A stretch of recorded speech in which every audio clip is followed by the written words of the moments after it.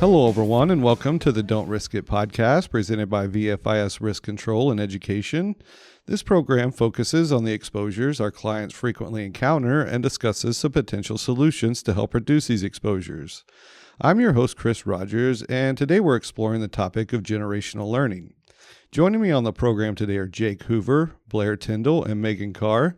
They're all members of the Risk Control and Education team, and they're here to discuss how generational learning impacts emergency services. Everyone, I want to thank you for joining me on the program today, and it's a pleasure to have you on. Thank you, Chris. Good to be back. Thank you, Chris. Appreciate it. Thanks, Chris. Good to be here. So, Blair, I want to start the questioning off with you. Why did the team undertake this endeavor to develop this program? Well, Chris, as the Risk Control and Education Department, we visit with all of our customers very frequently and probably hundreds of customers per year, and kind of one of the overreaching things that we always hear and continue to hear over the course of our interactions with our customers is the fact that, it's kind of a younger generation against newer generation. You hear chiefs and EMS, administrators say, we don't know what to do with this younger generation. We can't communicate with them, et cetera. So we kind of took that to heart, and we began doing some research, and we started talking about how we could change generational learning. And we also started talking about how we could bridge the gap between the generations in emergency services. So this has been a kind of a historical thing that's been going on for many, many years. And we came together, Megan and Jake and I, and came up with this valuable information that we want to discuss with you today. So I'd read somewhere, I don't know if this stat still holds true, but I think it was a few years ago that there are 5 generations in the workforce, and that's the first time in I think in history that there's been that many generations in the workforce. So how are the different generations playing a role in today's emergency service organizations? Well, I think the biggest thing about the roles that it's playing is actually the challenges to the fire and EMS services out there. So you have the older generation, younger generation, and of course, there's all kinds of labels for that, but that's not really the important part. The issue is how do we bridge that gap? You look at the challenges from when maybe some of us started in the fire service 30 plus years ago, for example. We were just told to do things sometimes, and we just kind of did it. Sometimes you got an explanation, sometimes you didn't, but you just kind of did it. That's the way it was done. And the interesting thing about the younger generation is they're all about the why. Why are we doing this kind of stuff? Why are we doing this? And sometimes that gets a little rebuke from the older generation because it feels like they're questioning them. But the reality is that the good thing about it is if you look at it from the perspective of why, they actually challenge us in some ways to look at what we're doing and could we actually do it better. So there's a lot of positive things that can come from intermixing the young and the old together, and there's how those challenges are accepted in organizations. Can someone comment on the communication process? Because I know that going to do our visits, that when I interact with some of the younger generation, when you first interact with them and you go and talk to them, sometimes you feel like they don't really want to talk to you, and it's not that they don't want to talk to you. They've grown up in a generation of doing a lot of texting, electronic communications between one another versus verbally speaking. So can you talk about how that has maybe impacted leadership and how they have to handle the younger generation, because it's a new way of communicating? Yeah, Chris, I think to add to what Jake was also saying is, it's no secret because of all the generations we have in the workforce today that it's important to acknowledge that they're all very different. The older generation, absorbs information differently. They take in information differently. And frankly, because of technology, we are communicating differently. So the younger generation grew up where, they were getting cell phones in, junior and senior high school. Whereas, today is even younger than that, sometimes late elementary school. So, people are learning differently. They're getting computers differently, and adapting to the different types of communication and how people take that in, I think is something to really highlight and really just we have to try to overcome that, especially with AI becoming such a prominent area in everything we do on a daily basis. So are you all aware of any kind of programs that kind of can bridge those gaps to help the community, break down those communication barriers, or just make it where, we might be 5 generations, but in the workforce, we're kind of acting as one unit? Yeah, well, from a just a comment standpoint, Chris, I think we all have to remember, and all of us have been guilty of this. So we all have to remember that if we're leaders today, at one point in time, we were the young kids too, right? So the leaders of those days were frustrated with us just as much as we are, seeing that today. So I think we have to, first of all, it's a mindset shift.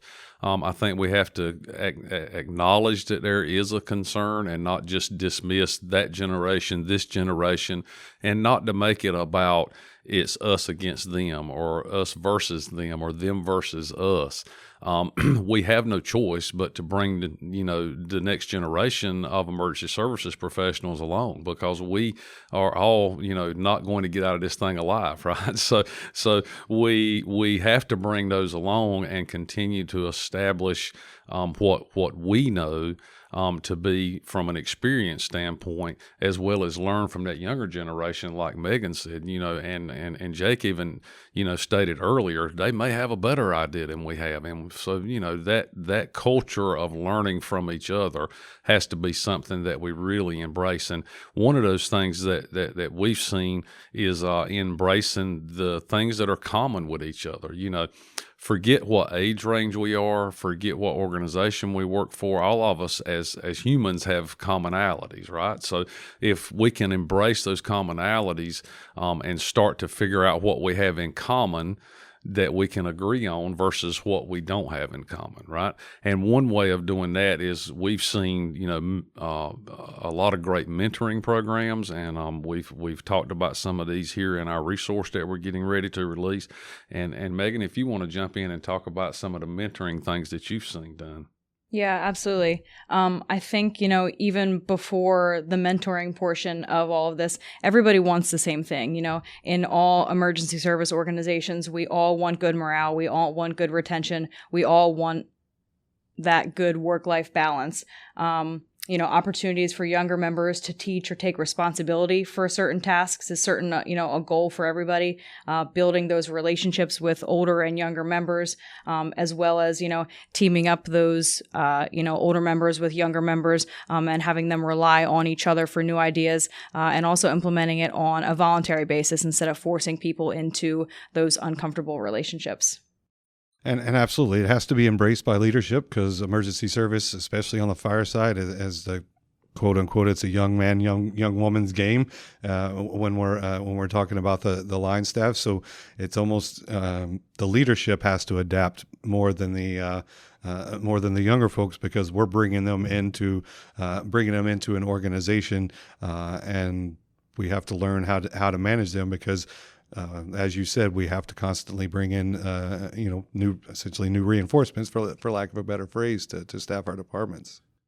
That's right. And one of the other key items that we have seen and Jake and Megan both, and I did some research on this, is, state what the common goals of the organization are. Well, those goals are going to basically remain the same. The fundamental mission statement of the organization and the goals to serve the public are going to remain the same. It's just how we accomplish them in a changing world. So when everybody can agree on that and agree on a common goal, how you reach that common goal can be a combination of ways, right? So, and Jake had some interesting research that he did, and some studies that he had referenced. And Jake, if you want to talk about those for a second. Well, I think one of the things that echoes well, and Megan actually talked on it briefly, and she said a key word there was relationship. So none of the things that we're going to be able to do to bridge these gaps and differences can be done without relationships. So it really requires particularly the leaders to get out there and have access to, we'll say maybe the younger groups, actually talk with them, discuss things, really need to question them, what do you see? How would you fix this problem? And this is where we bridge these gaps. We have traditional ways of training, and we have new technology ways using social platforms in different ways, interactive computers, as Megan was talking about earlier, the younger generation that uses quite frequently, but we can intermix those together and come up with great ways and processes to do things. But we can't do that until we actually have a relationship where we can sit down and talk about things. And by mentoring, which was brought up, I believe, by Blair, getting our folks on the ground, the younger folks that we see that they're kind of like the golden nuggets, right? We can help utilize them to become the future leaders early, and then some of the younger people will coalesce around them because they see the value in that you're utilizing them. So when you identify those key people, get them involved right away. Not only would that build the relationships out that need to be existed and bridge those gaps, but it'll also bring those younger folks around them because they're like, hey, they're utilizing that person, and they're pretty young, it's not the same old guard as Blair suggested, because one of these days, Blair's right, we're not going to be there anymore. We do need some future leaders. So what do you think is the overreaching theme to be successful in bridging these gaps? Well, I think one thing, and Jake just touched on it, is to make this like these mentoring programs and these new programs that you may implement in your ESO is to make them voluntary at first and to not require anybody. So, most human beings, all of us in this room and myself included, don't like to be required to do anything, although that's how life works sometimes. But I think it's really good to start these programs with volunteer members. So voluntarily have these mentoring programs with the younger generation and the older generation, and not force them into it. And what happens with a lot of things with culture, as soon as they start to see how the benefits of those programs that these people have volunteered for, then, everybody else wants to get involved in, right? When they see it's working and they see it's fun, and everybody wants to get into it. So that's one of the key things, is to make this a voluntary thing and not a mandatory thing. And then I think training for both the younger leaders and the older seasoned members, older's a bad word, we'll call them seasoned, right? So the seasoned members of the organization, I think training for them in these mentoring programs and showing them how to come up with ideas. And then maybe as the programs start to evolve, these mentorship programs start to evolve, having some rewards for it, giving them a free lunch and let, the group go out to eat lunch or have some, even possibly off-duty time if that's appropriate in your organization. So those are some things that we see moving forward. It's pretty much acknowledgement of that there is a concern, and embracing the commonalities, and then looking for ways to fix them. Megan, you follow up? I think maybe a good example of that, Blair, is, we're talking a lot about these, mentoring groups and putting like a formal title on these tasks for these groups and pairing the seasoned generation with the older generation. But maybe a less formal example of this might be, when the department or organization assigns an online training or a task that needs to be completed, have your folks complete the training individually or the task and then pair up with one other person. And, it doesn't have to be titled a mentor program, but as long as you're getting the younger generation paired up with that older generation, I think you're kind of giving it its own leg group without putting a formal name on it. And then you can even have, those pair or that pair, team up with, 2 more pairs or 3 more pairs to really create a more interactive group activity without giving it that formal mentor title as well.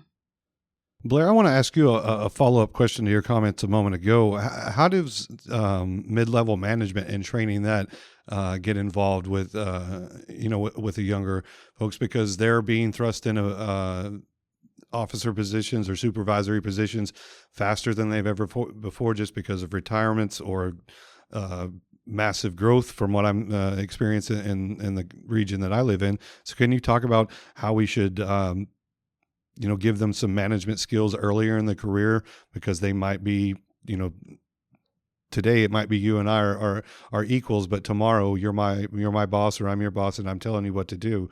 And then we got to break down those friendship barriers. Yeah, absolutely, Chris. And that's a good point, because this ties into kind of what we're talking about. And I was sitting with a fire chief of a rather large fire and EMS organization about a month and a half ago, and I asked him a question that I ask frequently. I said, "What keeps you up at night?" He said, "Because nobody on my engine company has more than 10 years of experience."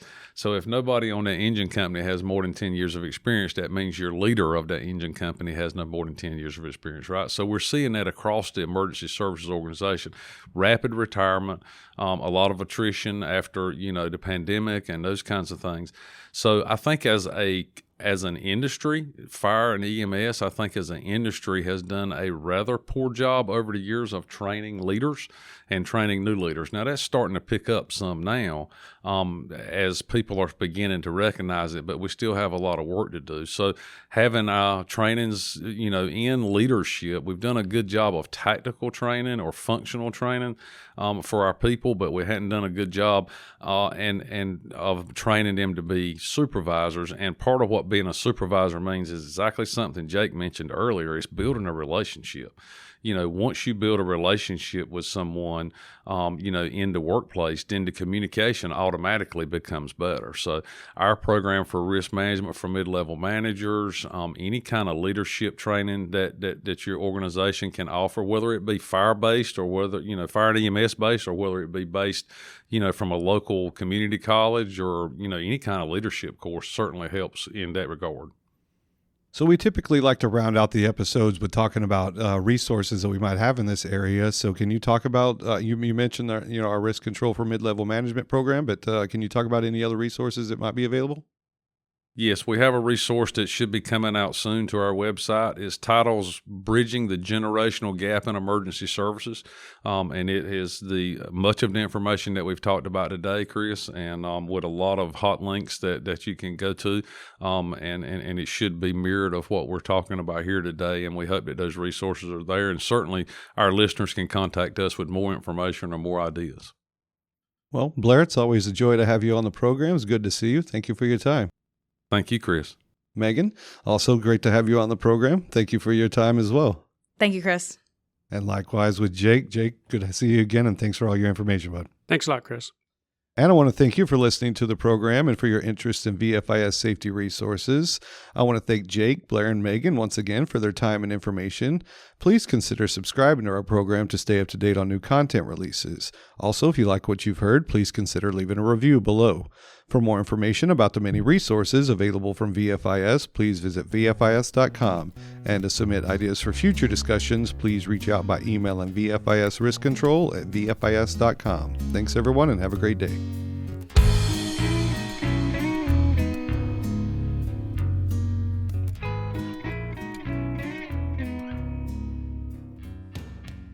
The views, information, or opinions expressed during this program are solely those of the individuals involved and do not necessarily represent those of Gladfelter Insurance Group, VFIS, and its employees.